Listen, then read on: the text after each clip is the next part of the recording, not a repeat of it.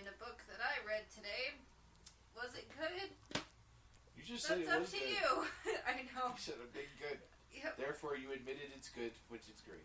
Big added bomb. Yeah, there's the big bomb that blew up the Zemo's tower. Was it a gamma bomb? I'm not sure exactly what it was, but I mean, it didn't exactly kill everybody or anything. Oh, they're just going to turn into Hulks. And Hulk shows up and them all. Who is it?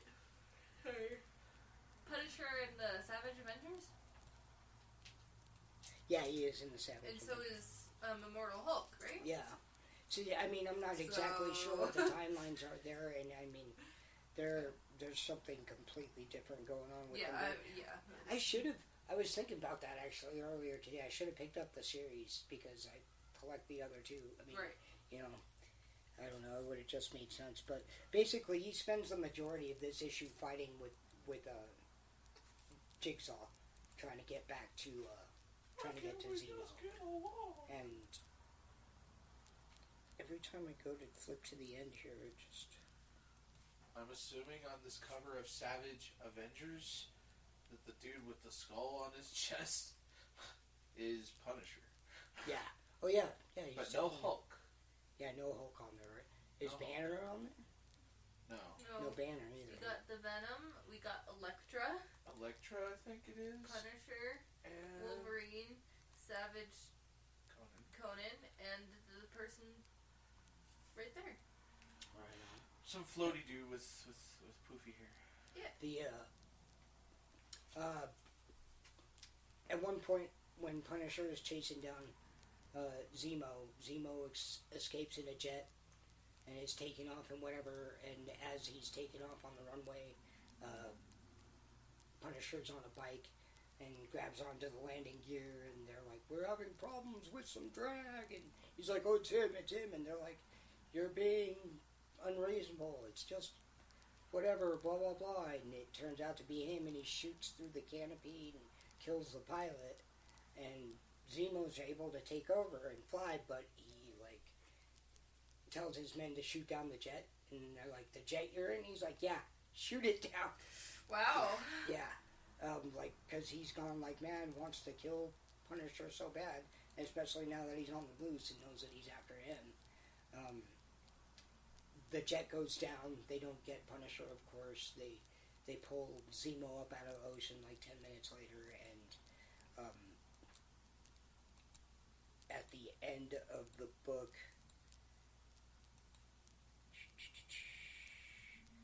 oh yeah, he decides that he's going to head to New York, where Punisher's from, of course, to start shit there and fight him on his home ground, which may be a big mistake. Right. You know, but series is great. I'm actually kind of upset that it's taken me so long to get caught up with it, but I'm glad that I've finally been able to talk about it because Punisher's definitely one of my top 5.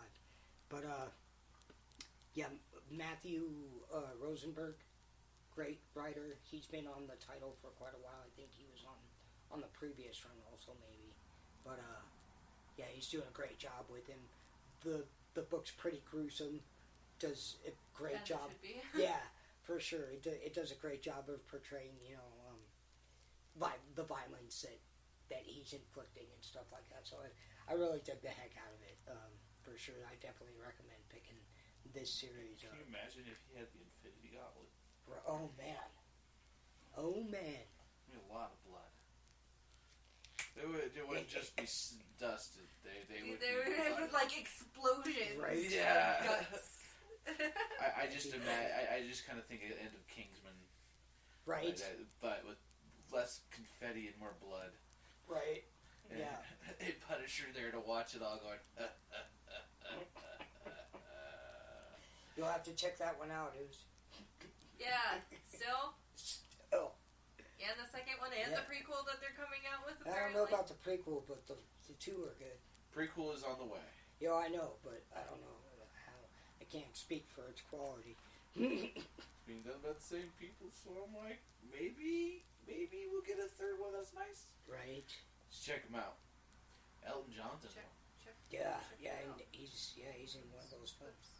But yeah, that's all I have for this or my pick of the week, Punisher. this week. If I were to start rating it on a scale, I'd give Punisher a decent 8.5 to 9 staples, because they just do. It's a good pairing. The artist does a great job. Like wine and cheese, peanut butter and chocolate. Yeah. Oh, that's good. Yeah. Gross. Peanut butter and chocolate? Orange juice and toothpaste. Guacamole and chips. Yeah. You know, Sunny D and Chips Ahoy? Yes. Yeah. Sunny D and Chips Ahoy. That right there. It's delicious. Peanut butter and marshmallow fluff. Hey, this is Peachy. I'm Ooze. This is Sudon. And we'd like to take a moment to thank our original launch site, Anchor.fm, who's helped to enrich this podcast in many ways. Anchor is a one-stop shop for recording, hosting, and distributing your podcast. Anchor.fm offers educational tools on how to get started in social media and has not only given our show, stapled together, several platforms to choose from for your listening enjoyment, but continues to offer helpful tips and avenues for growth along the way. Best of all, it's 100% free and ridiculously easy to use. With an easy, hassle-free method for uploading, you can add your podcast episodes to Anchor.fm's extensive library, available for listening on several popular streaming services, letting listeners choose a favorite platform.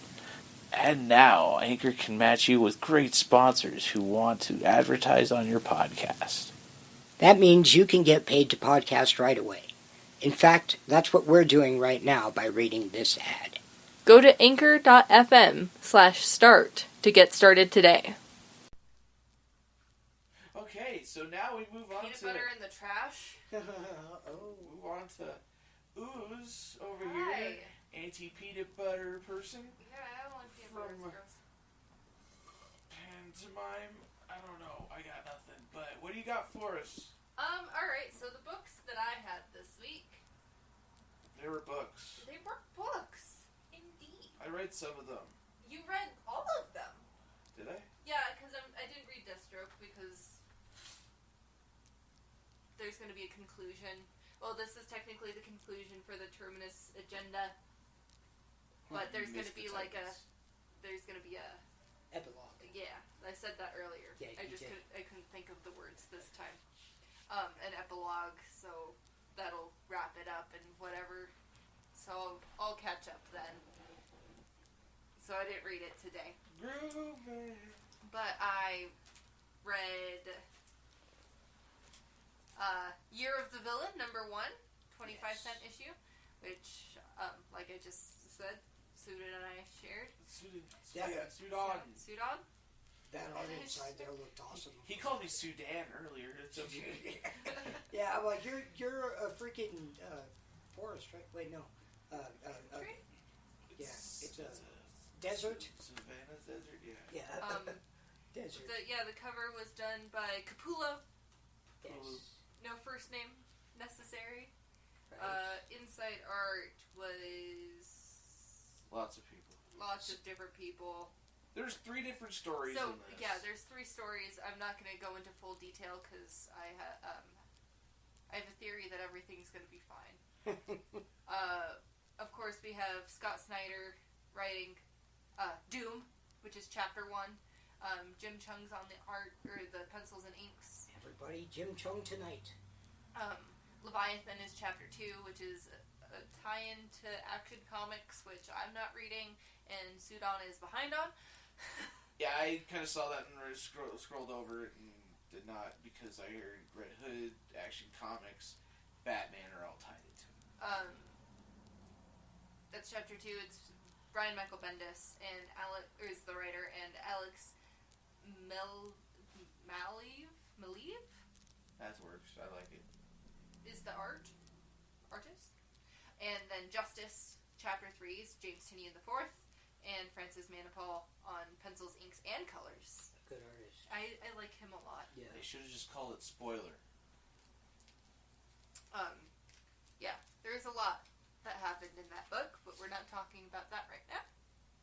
I also read DCeased, number 1. Shared that with Sudon as well, and we will be talking about that in our Viewer's Choice section at the very end. Our first Viewer's Choice. Yeah, it's super exciting because shout out to Bluebird59, who voted on our what we should talk about this week. Yeah. Awesome cover by Yasmin Putri. It's a homage. I didn't write anything down for any of these books, so no. I'm opening all of them. Everything's fine. DCeased by Tom Taylor. Art by Trevor Hairsine. And that's where I'm stopping. There's a lot of different artists on that one too. Yeah, there's and Stefano Gaudiano and James Heron. 3 artists because they did different pages. Awesome art. I liked it. I liked it. A lot happened. Some stuff went down. It did. But I am going to be talking about Justice League number 23. Also, a lot of stuff happened. Yes. We haven't talked about Justice League since we started the new format. No. So much has happened. You don't even know. The universe is broke. Super, super broke. And dying. Super, super dying. And it's all the Justice League's fault. It's all doom and gloom. And Mostly justice. doom. Mostly doom. Doom and gloom. So right now, the Justice League is stuck in the 6th dimension. Where they found a godlike Superman who's giving them a tour and being like, this is paradise, this is your future, blah, blah, blah. Turns out he's not really Superman. Oh no. Right. Didn't see that coming. He's, the World Forger, which, is one of Perpetua's sons that she made to help create... Yeah, the Monitor. Yeah, The Anti-Monitor, and the World Forger. Right. All of which they've kind of come in contact with. This is the first time the World Forger for us, though. Yeah. He's kind of a jerk, but he's trying to do the best he can for all of the universe because he made the universe, and he's like, I want you guys to live. So, yeah. Let's live, but this is the only way you can do it, and you have to do this, and thousands, millions of people might die, or be in prison because they're evil, but this is the only way we can do it. And he also trapped Superman on a dead planet with no sun. In a dead universe. Dead universe with no sun. Yeah, like... With lots of dead Supermans. Like, Superman, yes. That was crazy. Yeah. And that part... Yes. Yeah. Mm-hmm. Yeah. Stuff happens. So much stuff happens. There was a war on Thanagar. There wasn't a war on Thanagar. John Jones found some new things about himself. Talked about fire, hating it. Yeah. Talked a lot. Apparently in the future, he and Kendra, the Hawk girl, have a child, and it's half Martian, half Thanagarian, and he has wings, but he looks like a Martian. It's just strange to me.